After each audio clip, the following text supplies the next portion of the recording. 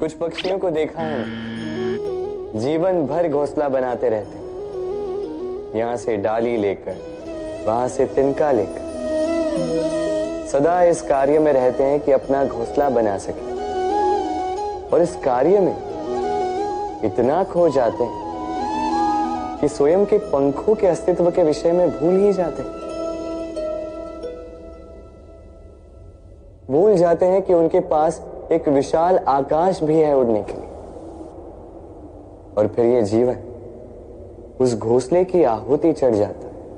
हम मनुष्यों के साथ भी यही होता है। जीवन जीने के लिए धन कमाने में इतने व्यस्त हो जाते हैं कि भूल ही जाते हैं कि हमें जीवन जीना भी।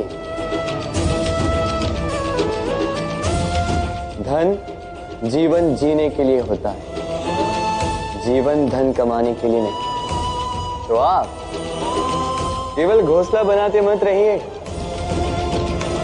अपने पंख फड़फड़ाइए और उड़ान भरिए इस खुले आकाश। तो प्रेम से बोल राधे राधे। कभी कभी कोई हमें छोटा कह दे, हमारे बारे में नीची बात कह दे, हमें अच्छा नहीं लगता, हम उसे अपमान समझ लेते, कभी निराश हो जाते हैं, अस्वस्थ हो जाते हैं, किंतु इसकी कोई आवश्यकता नहीं। अब मुझे ही देख लीजिए, कोई मुझे मुरलीधर कहता है तो कोई मुझे छलिए, कोई मुझे नंद का आनंद कहता है तो कोई मुझे माखन चो। अब बताइए, क्या मेरे नाम के आगे चोर लगा देने से आपका प्रेम मेरे लिए कम हुआ?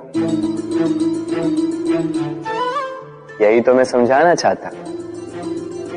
किसी के कुछ कह देने से उस प्रेम को कोई हानि नहीं, क्योंकि आपका प्रेम मेरे प्रति मेरे स्वभाव के कारण, मेरे कर्मों के कारण, मेरे व्यक्तित्व के कारण।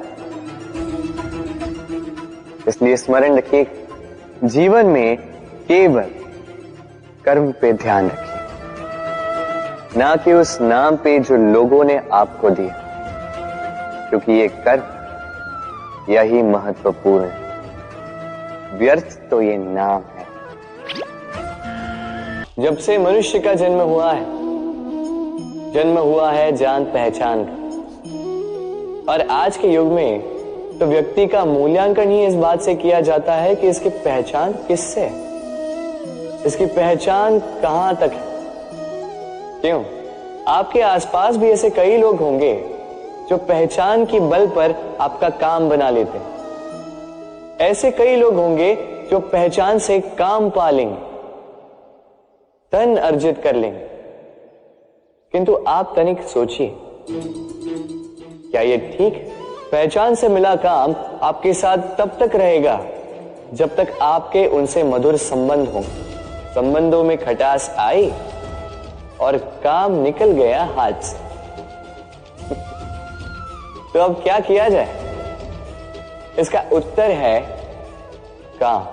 अपना काम पूरे मन से करो, अपना काम निश्चय से करो, क्योंकि पहचान से मिला काम अधिक समय तक नहीं टिकेगा, किंतु काम से मिली पहचान युगों युगों तक टिकेगी। राधे राधे। इच्छा, निर्णय और निश्चय, ये शब्द हमने हमारे जीवन में कई बार सुने, है ना? जीवन में बहुत बार बहुत कुछ पाने की इच्छा होती, किंतु क्या केवल इच्छा करने से कुछ बदलता है? कुछ प्राप्त होता है? बंजर धरती पर रहने वाले व्यक्ति की इच्छा होती कि उसे मीठा जल मिल जाए, किंतु उसे नहीं मिलता। जिसने कुआं खोदने का निर्णय कर लिया, उसे धरा खोदने के लिए कुदाल मिल ही जाती है। और जो निश्चय कर चुका है, उसे देर सवेर वो मीठा जल प्राप्त हो ही जाता। इसलिए जीवन में केवल इच्छा न कर, निर्णय कर और फिर निश्चय सब मिलेगा। तो प्रेम से बोल, राधे राधे। इस संसार में जिसे जो कहना है कहने दीजिए। यदि आपको किसी की सुननी है तो अपने अंतर मन की सुनिए, यही आपको उचित मार्ग दिखा सकता है। आगे बढ़ते जाइए, परिश्रम कीजिए। एक ऐसा दिवस आएगा तो ये निंदा करने वाले लोग आपके लक्ष्य प्राप्ति का उदाहरण किसी और को देंगे।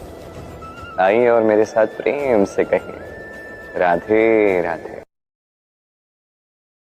पहले आपको समझना होगा कि मनुष्य में 4 प्रमुख तत्व है। पहला, उसका शरीर, जिससे वो कोई भी कर्म करता है। दूसरा तत्व है उसका मन, जिससे किसी भी कर्म को करने के लिए वो स्वयं को प्रेरित करता है। तीसरा तत्व बुद्धि, जो कर्म हमें करना है, जो लक्ष्य हमें प्राप्त करना है, वो कैसे करना है, क्या मार्ग होगा, ये बुद्धि का कार्य है। और चौथा तत्व आत्मा, आत्मा जिसका कभी अंत नहीं हो सकता। 5 चरण होते हैं।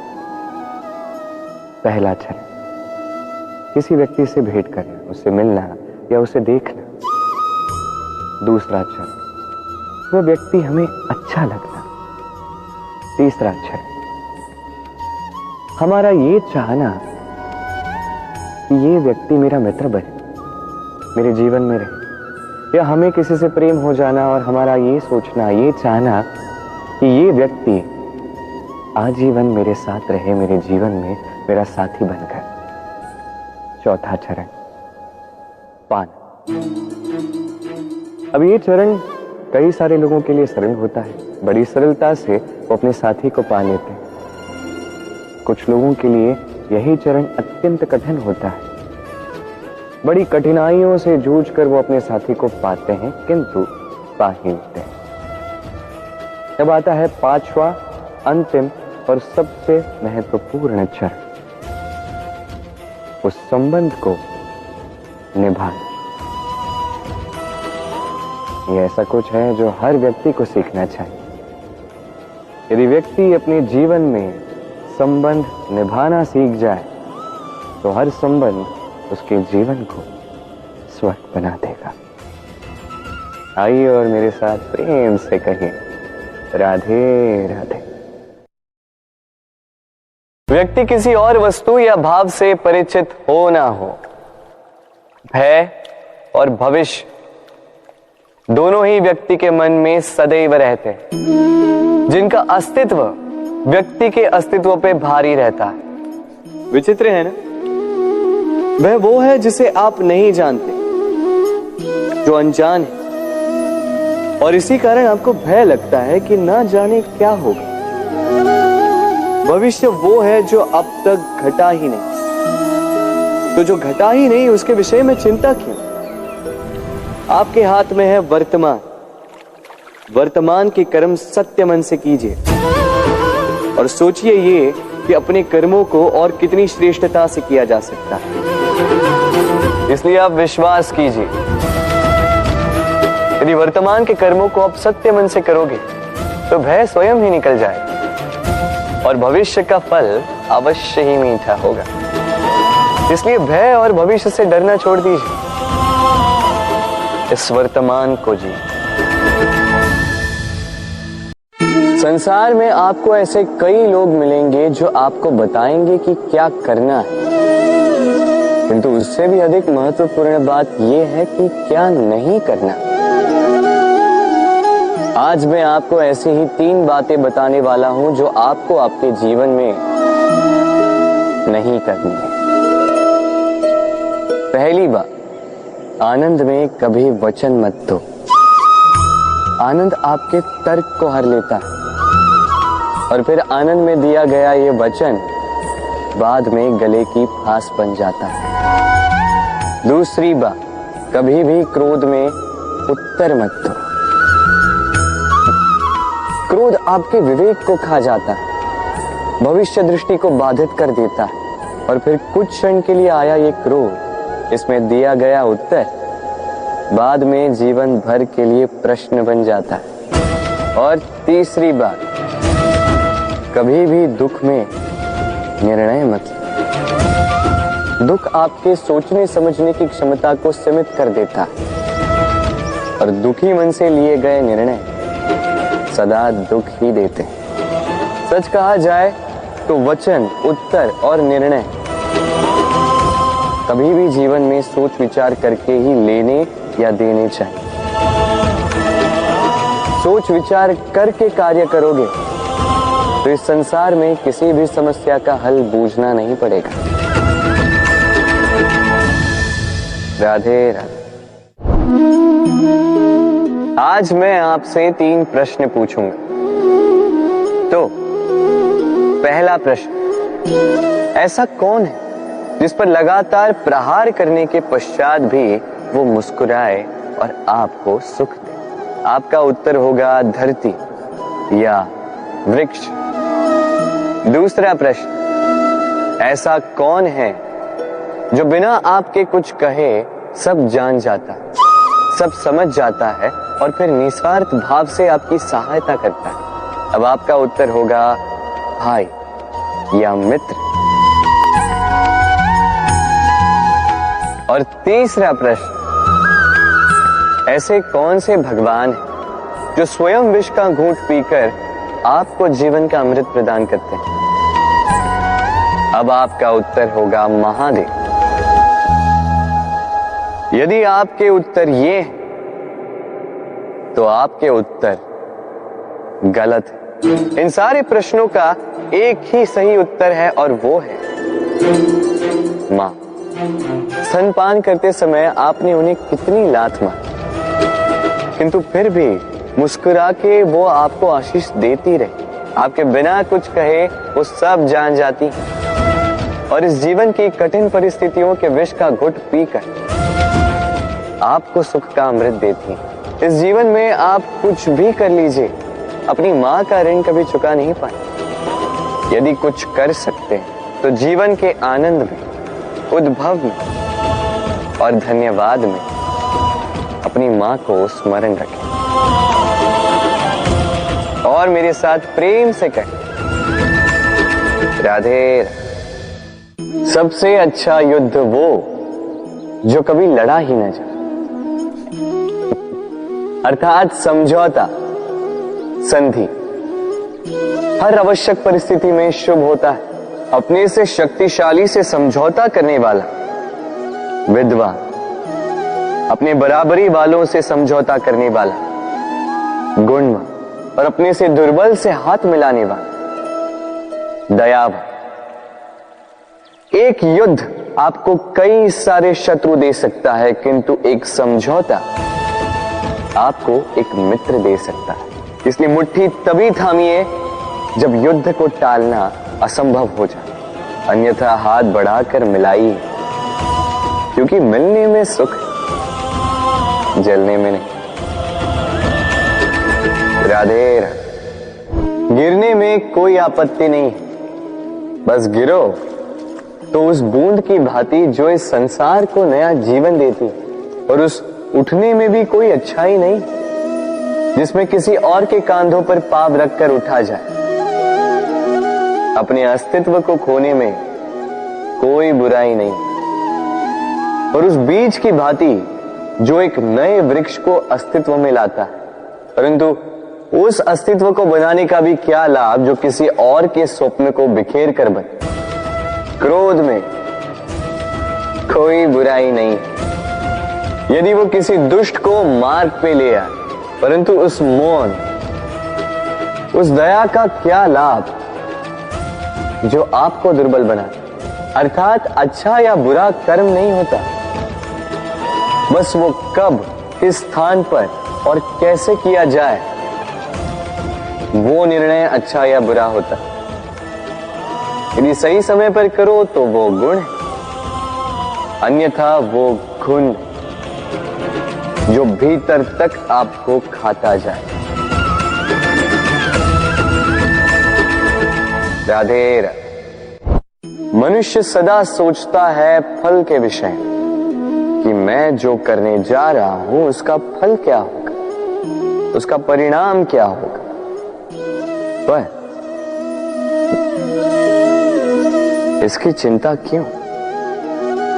क्योंकि कर्म यदि शुभ हो तो परिणाम बुरे हो ही नहीं सकते। शुभ की इच्छा से कार्य करने वालों को फल की चिंता कैसी? जो फूल बेचते हैं उन्हें कभी कभार कांटे अवश्य चुभ जाते हैं, किंतु सुगंध उनके हाथों में रह ही जाती है। हीरे की खोज में कोयले की खान में उतरे व्यक्ति पर कालिख भले ही लग जाए, किंतु हाथों में हीरा अवश्य लगता है। इसलिए शुभ भावना से कर्म कीजिए, परिणाम भी शुभ ही होंगे। तो प्रेम से राधे राधे। अपने मन के पास आने के लिए सबसे दूर जाना ही होता है, दूर सबकी दृष्टि से, दूर हर उस बंधन से जो हमारे मुक्त होने में बाधा है। अपनी आत्मा से मिलना है, इस संसार के नियमों से दूर जाना ही होता। दूर हर पूर्वग्रह से, दूर हर निंदा, हर प्रशंसा, हर आलोचना, हर योजना से दूर। अब इसके लिए कोई ऐसा स्थान तो होना चाहिए रास के लिए जहां हम सारे संबंधों से मुक्त होकर अपनी आत्मा पर आनंद के घुंघरू बांधकर मुक्त हो सके, मुग्ध हो सकें, स्वच्छंद होकर जीवन ताल पर पूर्ण ऊर्जा से नृत्य कर सकें, सबसे दूर। किंतु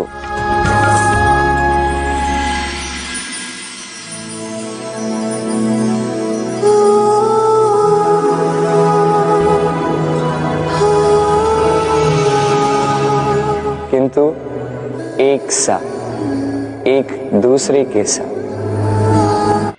एक और महत्वपूर्ण बात, क्योंकि हमारा मन सबसे अधिक गोपनीय है, इसीलिए रास का ये स्थान भी गोपनीय है। और इस रास स्थल में आने वाली हर एक कन्या मेरे लिए मेरे सखी से भी अधिक प्रिय, महत्वपूर्ण, अर्थात मेरी गोपनीय। कोई हमारे साथ छल करता है, कोई हमें पीड़ा देता है, तो तन दुख से और मन प्रतिशोध से भर जाता है। फिर हम प्रतिकार चाहते हैं, अपने मन की अग्नि को शांत करने के लिए प्रतिशोध चाहते हैं। और यही हम सबसे बड़ी भूल कर बैठते हैं। तो क्या किया जाए? इसका केवल एक ही उपाय है, और वो है क्षमा। यदि प्रतिकार चाहिए तो प्रतिशोध भुला दीजिए और न्याय की ओर अपने पग बढ़ाइए, क्योंकि यही वास्तविक प्रतिकार है। हम अपनी सोच और संसार की मान्यता के अनुसार अपने विचार बनाते हैं। जैसे सत्य कहना धर्म है, असत्य कहना पाप, सहनशीलता धर्म है और क्रोध करना अधर्म, उपकार करना, जीवों पर दया करना धर्म है और निष्ठुर होना अधर्म। परंतु क्या यही सत्य है? क्या कभी कभी परिस्थितियां इन आवेशों को उल्टा नहीं कर देती? करती है। यदि इस संसार में कुछ धर्म है, कुछ पुण्य है, कुछ महान है, तो परिस्थिति के अनुसार चलना। जटायु स्मरण है आप सबको, वो जिन्होंने रावण पर क्रोध किया था, उस पर आक्रमण किया था। उस समय जटायु का क्रोध पाप नहीं था, धर्म था। इसीलिए अंत में उन्हें भगवान राम की गोद मिली।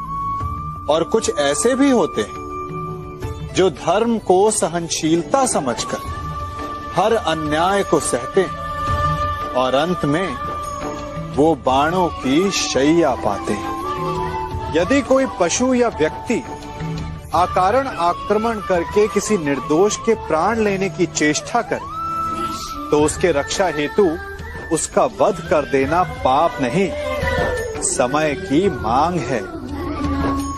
क्योंकि आक्रमण भी आत्मरक्षण ही है। यदि किसी दुष्ट की सहायता करने से सामान्य मनुष्य को कष्ट पहुंचे, पीड़ा पहुंचे, तो उसे सहायता ना देना ही धर्म है।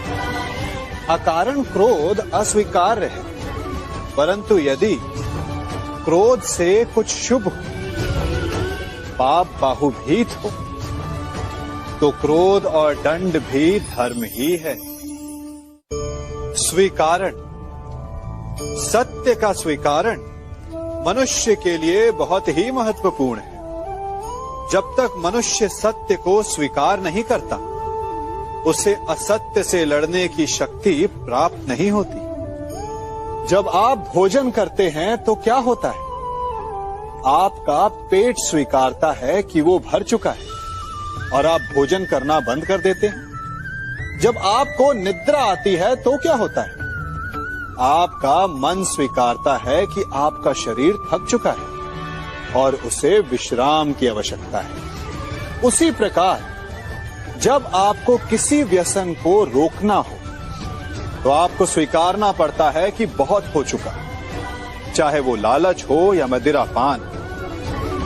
उस व्यसन का त्यागना तभी प्रारंभ होता है जब आप ये स्वीकार कर लेते हैं कि आप उस व्यसन के बंधक हैं।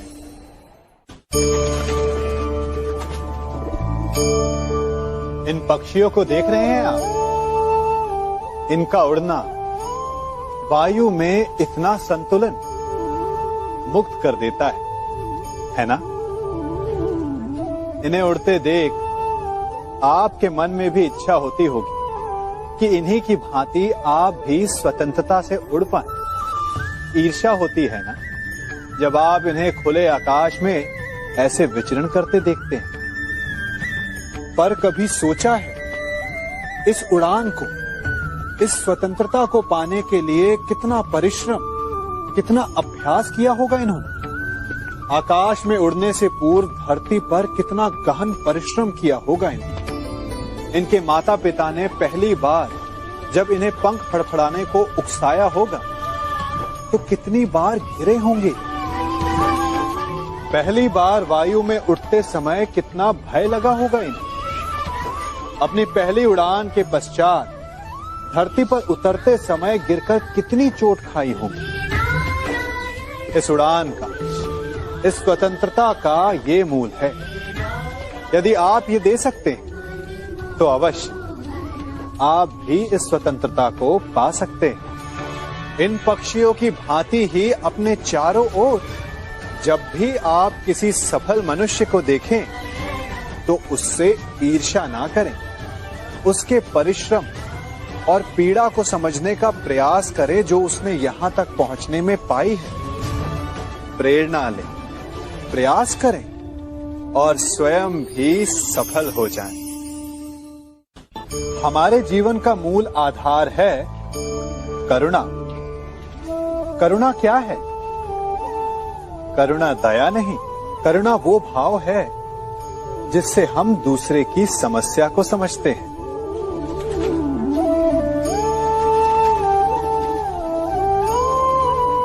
उसकी कठिनाई को अनुभव करते हैं।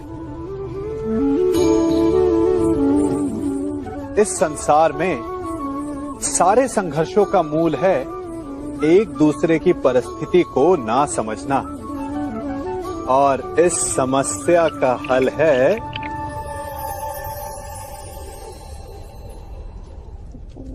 करुणा।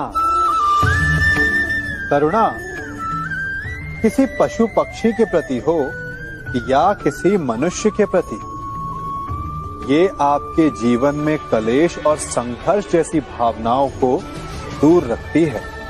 और जिस दिन आप दूसरे को करुणा के दृष्टिकोण से देखेंगे, आपको उसकी समस्या समझ आएगी और उसे आपकी, और उस दिन हर संघर्ष का अंत हो जाएगा।